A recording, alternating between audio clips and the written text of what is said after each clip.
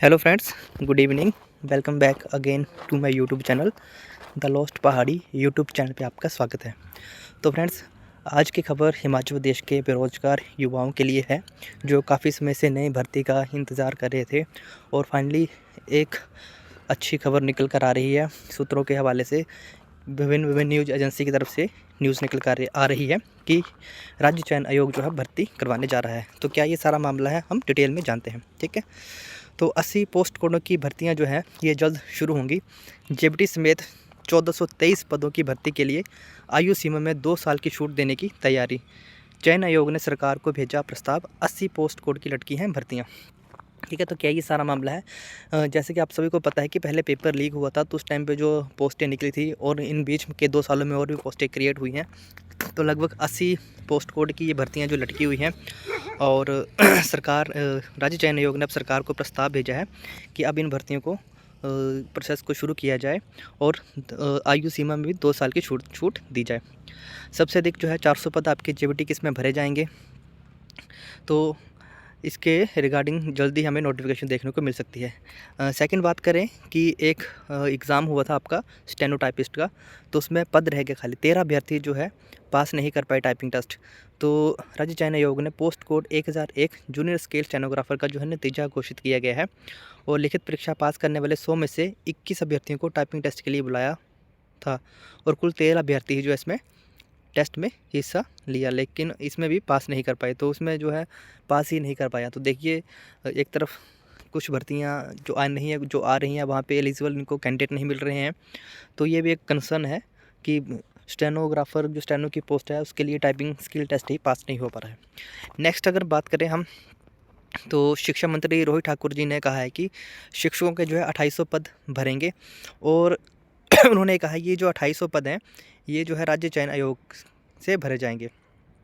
ठीक है, तो और जो हमारे गेस्ट टीचर हैं उसके लिए एक अलग से एसओपी बनेगी और ये 2800 पद है अलग से भरने के लिए प्रस्ताव दिया गया है। करीब 3200 पदों को भरा जा चुका है या पता नहीं कब ये भरे गए हैं। 2800 पदों को राज्य चयन आयोग हमीरपुर के माध्यम से भरा जाएगा। इसके लिए प्रक्रिया शुरू हो चुकी है, यानी कि शिक्षा विभाग में 2800 टीचरों की वैकेंसी आनी है। टीजीटी, पीजीटी और इसमें जेबीटी भी आ जाएगा और बाकी जो और भी आपके मतलब टीचर लाइन टेक्निकल में आते हैं वो सारे इसमें आ जाएंगे। तो ये 2800 पद है, ये आपके रेगुलर जैसे भर्ती होती है कमीशन के थ्रू भरे जाएंगे और बाकी जो गेस्ट टीचर है उसके लिए एक अलग से पैनल बनेगा। देखिए, गेस्ट टीचर के ऊपर भी जो है आपका मंत्री रोहित ठाकुर जी ने बयान दिया है कि गेस्ट टीचर जो है एक अस्थायी व्यवस्था है। निरंतर पढ़ाई को जारी रखने के लिए ये फैसला लिया गया है। सीधी भर्ती से शिक्षकों के रिक्त पद भरना सरकार की पहली प्राथमिकता होगी। पूर्व सरकार की नीतियों पर उठाए सवाल। ठीक है, तो रोहित शर्मा जी ने यही कहा है कि गेस्ट टीचर जो है एक अस्थायी व्यवस्था है। शैक्षणिक संस्थानों में निरंतर पढ़ाई को जारी रखने के लिए ये फैसला लिया गया है। उन्होंने कहा कि सीधी भर्ती से शिक्षकों को रिक्त पदों को भरना कांग्रेस सरकार की पहली प्राथमिकता है। ठीक है, तो वही बात है कि जो आपके ये जो गेस्ट टीचर होंगे ये एक टेम्प्रेरी प्रोविज़न होगा।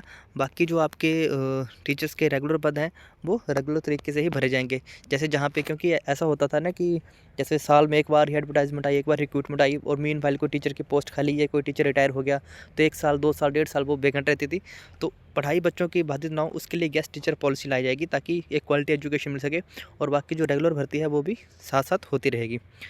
तो ये जो है एक रोज़गार से जुड़ी हुई जो भी हमारे अभ्यर्थी काफ़ी टाइम से वेट कर रहे थे कि कब कोई अच्छी न्यूज़ आए, तो ये एक हम अच्छी न्यूज़ समझ सकते हैं। अब देखते हैं कि कब तक इसकी एडवर्टाइजमेंट जारी होती है, क्योंकि पिछले 2 सालों से कोई एडवर्टाइजमेंट हिमाचल प्रदेश सरकार ने जारी नहीं की है।